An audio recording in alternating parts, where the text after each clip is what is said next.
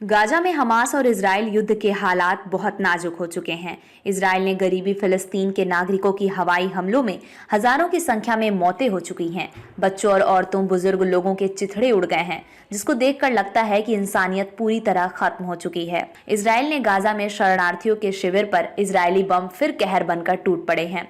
Israeli युद्धक विमानों ने रविवार तड़के गाजा पट्टी पर एक शरणार्थी शिविर पर हमला किया, जिसमें कम से कम 33 लोगों की मौत हो गई और दर्जनों अन्य लोग घायल हो गए। गाजा के स्वास्थ्य अधिकारियों ने ये जानकारी दी। अमेरिका ने आम नागरिकों को राहत देने के लिए इजराइल से कुछ देर के लिए हमले रोकने की अपील की थी, लेकिन इजराइल का कहना है कि वो गाजा से हमास शासकों को कुचलने के लिए अपने हमले जारी रखेगा। फ्रांस की राजधानी पेरिस, जर्मनी की राजधानी बर्लिन और अन्य यूरोपीय शहरों से फलस्तीनी समर्थक हजारों लोगों ने गाजा में इजरायली बमबारी रोकने की मांग को लेकर प्रदर्शन किया। ये प्रदर्शन इजराइल हमास युद्ध में हताहत हुए लोगों की बढ़ती संख्या और गहराते मानवीय संकट को लेकर यूरोप के खासकर उन देशों में बढ़ रहे असंतोष को दर्शाते हैं जहां मुस्लिम आबादी अधिक है। अमेरिका के विदेश मंत्री एंटनी ब्लिंकन ने क्षेत्र के अपने हालिया दौरे में मानवीय मदद पहुंचाने के लिए कुछ देर के लिए हमले रोकने का प्रस्ताव रखा था, जिसे इजराइल से अस्वीकार कर दिया है। इजराइल के रक्षा मंत्री यावो गैलेंट ने कहा, गाजा सिटी में रह रहा हर व्यक्ति अपनी जान को खतरे में डाल रहा है। गाजा में हमास संचालित स्वास्थ्य मंत्रालय ने बताया कि इजराइल हमास युद्ध में मारे गए फिलिस्तीनियों की संख्या बढ़कर 9,448 हो गई है। इजराइल में 1,400 से अधिक लोगों की मौत हुई है। इनमें से अधिकतर लोगों की मौत 7 अक्टूबर को हमास के शुरुआती हमले में हुई। इसी हमले के बाद से ये युद्ध शुरू हुआ। स्वास्थ्य मंत्रालय के प्रवक्ता अशरफ अल किद्रा ने कहा कि रविवार तड़के मध्य गाजा के मघाजी शरणार्थी शिविर पर हुए हमले में कम से कम 33 लोग मारे गए और 42 लोग घायल हो गए। ये शिविर उस निकासी क्षेत्र में स्थित है जहां इजराइल की सेना ने गाजा में फलस्तीनी नागरिकों से शरण लेने का आग्रह किया था, क्योंकि वो उत्तरी क्षेत्र में अपने सैन्य आक्रमण पर ध्यान केंद्रित कर रही है। इस अपील के बावजूद हमास के लड़कों और उनकी संपत्तियों को नष्ट करने के लक्ष्य से इजराइल ने पूरे गाजा में अपनी बमबारी जारी रखी है। इजराइल ने हमास पर आम नागरिकों का मानवीय ढाल के रूप में इस्तेमाल करने का आरोप लगाया है। इजराइल हमास युद्ध में हजारों फलस्तीनी नागरिकों की मौत की निंदा कर रहे अरब नेताओं ने शनिवार को तत्काल संघर्ष विराम पर जोर दिया, जबकि अमेरिका के विदेश मंत्री एंटनी ब्लिंकन ने आगाह किया है कि ऐसा कदम प्रतिकूल होगा तथा इससे आतंकवादी समूह को और हिंसा करने का बढ़ावा मिलेगा। अंधेरी ईस्ट में प्रदीप शर्मा के दूसरे कार्यालय का उद्घाटन। क्या अंधेरी पूर्व विधानसभा क्षेत्र से चुनाव लड़ेंगे? मुंबई पुलिस फोर्स के विवादास्पद पूर्व पुलिस अधिकारी और एनकाउंटर स्पेशलिस्ट प्रदीप शर्मा एक बार फिर राजनीति में सक्रिय हैं। प्रदीप शर्मा के कार्यालय का उद्घाटन अंधेरी ईस्ट के मरोल मरोशी रोड इलाके में किया गया। वे आगामी 2024 विधानसभा चुनाव में अंधेरी पूर्व विधानसभा क्षेत्र से चुनाव लड़ने की तैयारी कर रहे हैं। इलाके में यह भी चर्चा है कि राज्य के मुख्यमंत्री एकनाथ शिंदे के बेहद करीबी माने जाने वाले प्रदीप शर्मा शिंदे गुट से अंधेरी पूर्व विधानसभा क्षेत्र से विधानसभा चुनाव लड़ सकते हैं। वो पिछले 8 वर्षों से सामाजिक कार्यों में हैं। अंधेरी ईस्ट के हर वार्ड में एक कार्यालय स्थापित किया जाएगा। सप्ताह में एक बार फिर प्रत्येक वार्ड में कार्यालय का दौरा करेंगे। फिलहाल मैं किसी भी पार्टी में नहीं हूं। अगर लोग चाहें तो मैं चुनाव लड़ सकता हूं। पीएस फाउंडेशनचे एक दुसरा कार्यालय आपलं उद्घाटन करण्यात आलं लोकांपर्यंत मोठी गर्दी लोक मागच्या 8 वर्षापासून पीएस फाउंडेशन समाजकारण करीत आहे। तरी मी बघतोय की इथली जी जनता आहे त्यांचे जे बेसिक तर पीएस फाउंडेशननी असं डिसाईड केलंय आमच्या सगळ्या सदस्यांनी की प्रत्येक वॉर्ड मध्ये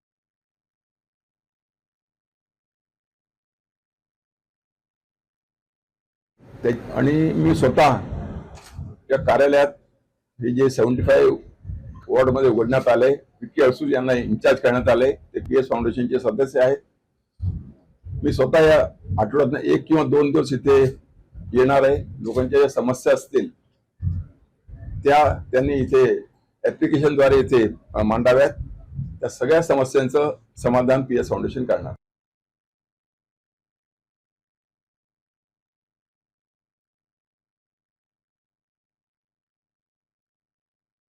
राजकारणाबद्दल विचार केलेला नाही, वेळ आल्यावर त्याचा विचार करून तुम्हाला सांगेन। मागील लोकसभा देखील आपण हे पालघर मतदारसंघातून विधानसभा लढवली होती। त्यानंतर जे काही घटनाक्रम घडला, आता पुन्हा एकदा समाजसेवेच्या माध्यमातून आपण सक्रिय झाला तर विधानसभेसाठी? सध्या मी समाजकारण करतोय. कुठलाही पक्ष मी जॉईन केलेला नाहीये सध्या. जेव्हा पक्ष जॉईन करेल तेव्हा त्याबद्दल विचार. कोणत्या पक्षाला? त्या सध्या मी समाजकारण करतोय, राजकारण करत नाही. पण आता शिवसेने नाही नाही नाही, मी PS फाउंडेशनचा अध्यक्ष आहे. त्या माध्यमातून मी समाजकारण करतो. कुठे जाणार काही तुम्ही अजून डिसाईड केलं नाही. अजून डिसाईड केलं नाही. सर, कुणी अप्रोच चालू पक्षामध्ये येण्यासाठी? सध्या मी समाजकारण करतोय. मी कोणालाच अप्रोच झालो नाही, कोणीच मला अप्रोच झालं नाही. पण एक चर्चा आहे की तुम्ही शिंदे गटात जाऊ शकता, तसं प्रकारची चर्चा आहे. चर्चा लोक काही करतात, पण मी स्वतः सांगतो की मी अजून कुठल्याही पक्षात जायचा विचार केलेला नाही. समाजकारण फक्त करतो.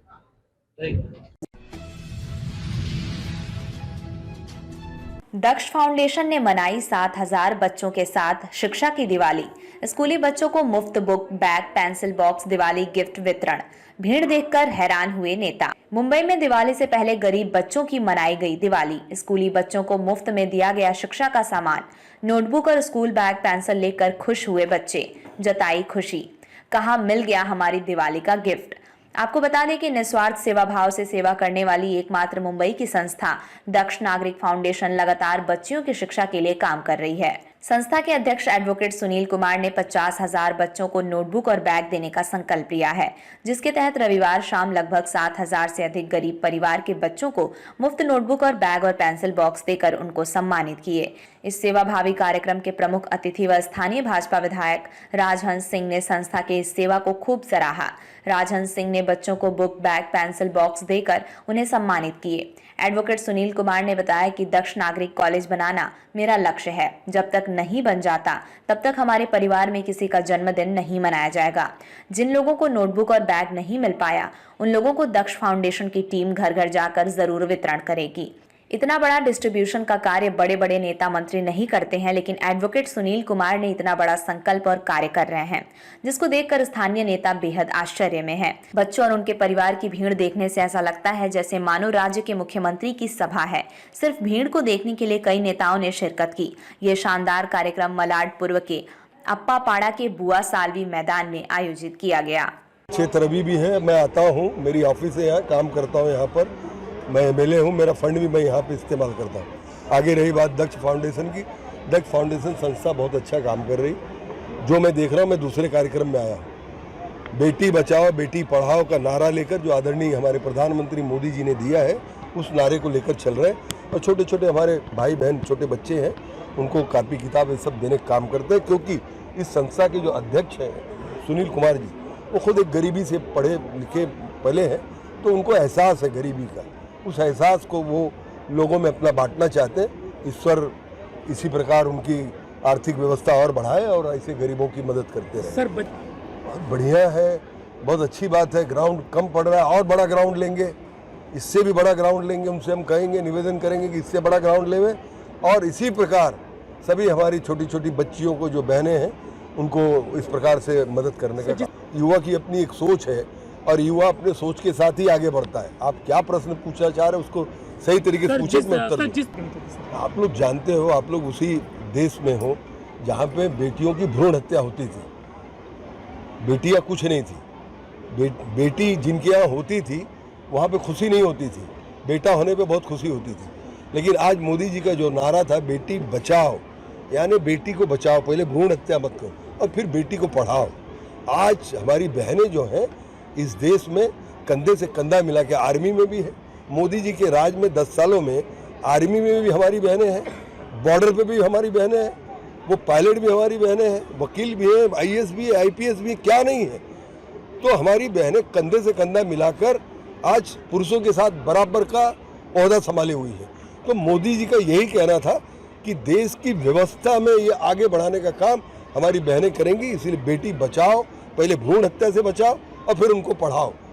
जब पढ़ेंगी तो इस देश की, समाज की सेवा करने का काम जिस प्रकार पुरुष कर रहे हैं, जिस प्रकार हमारे युवा भाई कर रहे हैं, उसी प्रकार हमारी बहनें करेंगी। फाउंडेशन बहुत ही अच्छा काम कर रहा है। व्यक्तिगत मैं क्या कहूँ, फाउंडेशन मैं देख रहा हूँ, मैं दूसरे कार्यक्रम में आया हूँ और मैंने इसीलिए उनसे कहा कि इस प्रकार की अगर आपका फाउंडेशन सेवा करता रहेगा तो सरकार की तरफ से जो मदद फाउंडेशन को लगेगी निश्चित तौर से हम सभी लोग करेंगे। रखा है, ये मैंने खुद से इंस्पायर होकर रखा है, देश के प्रधानमंत्री जी से इंस्पायर होकर रखा है। कुछ इंस्पायरिंग लोगों, देखिए अगर गलती आप खुद करके खुद सीखना चाहते हैं तो कर लीजिए, अगर आप दूसरे की गलती से सीख लेना चाहते हैं तो सीख लीजिए। तो ये मैंने खुद देखा है कि कलम में कितनी ताकत है, मैंने अपने आप पे भी देखा है।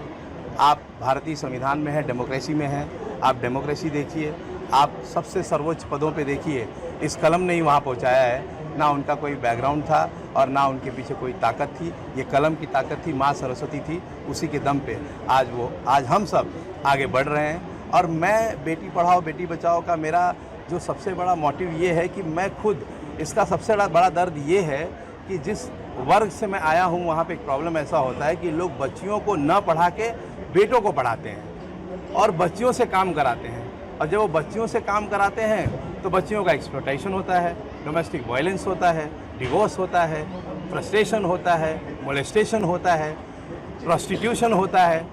ये एक ऐसी शक्ति है, आपको मैं बताऊं बायोलॉजिकली भी ये प्रूव्ड है, साइंटिफिकली भी ये प्रूव्ड है कि लड़कियां लड़कों से हर मायने में जल्दी ग्रो करती हैं, ये इमोशनल होती हैं, ये एक शक्ति होती हैं।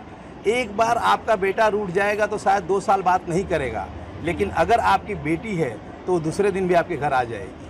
तो उस शक्ति को, जिस शक्ति को लोग बेटे के सक्सेस के पीछे जलाना चाहते हैं और उसे बुझाना चाहते हैं, हम उसी को जलाना चाहते हैं और हम उसी को आगे बढ़ाना चाहते हैं। 10,000 युवकों को आपका बुक और वितरण और बैग वितरण का कार्य करें, आपका मुख्य उद्देश्य क्या रहा है? मेरा मुख्य उद्देश्य वही है, अरे पृथ्वी है देती है, सूर्य है देता है, मुझे भी कहीं से कुछ मिला है, मैंने भी बुक को लाइन में लगा के मांगी है, मैंने भी बुक और नोटबुक के लिए लाइन लगाई। आज तो ये बैठे हैं, आज ये आधुनिक ज़माना है, भारत बढ़ रहा है। हम तो उस ज़माने में बुक के लिए लाइन लगाते थे जब पहाड़ों पे चढ़ते थे मेरी माँ के साथ। मेरी माँ ब्लाउज सिलना छोड़ के ये लाइन लगाती थी सिर्फ बुक और किताबों के साथ। लेकिन मुझे भरोसा तब हो गया जब मैं इसको पढ़ के जब मैं LLB कर लिया, मैं एडवोकेट हो गया, मैं हाई कोर्ट के सामने बोलने लगा, सुप्रीम कोर्ट के सामने बोलने लगा, तब मुझे भरोसा हो गया कि ये मिसाइल है। सर जिस प्रकार से क्या होता है कि समस्याएं भी इतनी बड़ी है कि सोल्यूशन कम पड़ रहे हैं, लेकिन अगर ग्राउंड कम पड़ रहा है, सोल्यूशन कम पड़ रहे हैं, ये कम हो रहा है, वो कम हो रहा है, अगर हम नेगेटिविटी में ही जाते रहेंगे तो ये और समस्या बढ़ती जाएगी। मैं चाहता हूँ हम सब शुरुआत करें, और मैं यहाँ अपने आप को कोई ब्रांड नहीं दिखाना चाहता हूँ, मैं ये बताना चाहता हूँ कि मैं गरीब हूँ, ये गरीब है, इनकी जात और मेरी जात एक है। हम नोटबुक की कमी को और बैग की कमी को मैं जानता हूँ और इसके यूज़ को मैं जानता हूँ। मैं चाहता हूँ कि हम सुपर नेचुरलिटी में बिलीव करें, हम कुछ ऐसा करने की कोशिश करें। मैं चाहता हूं कि और भी लोग इंस्पायर हों, कहीं और 2000 लोगों को बांटें, कहीं 2000 बच्चियों को बांटें। ये बच्चियां जिस दिन खड़ी हो गई ना, तो जो आपका यूथ है ना वो कंप्लीट हो जाएगा। वकील जैसे हम पहले पेजर यूज़ करते हैं कि अब जैसे जैसे ज़माना बदलते जाता है, सब वैसे वैसे बदलता जाता है। आप इतने बड़े पत्रकार हैं, भगवत गीता कृष्ण को जानते ही होंगे। श्री कृष्ण ने भगवत गीता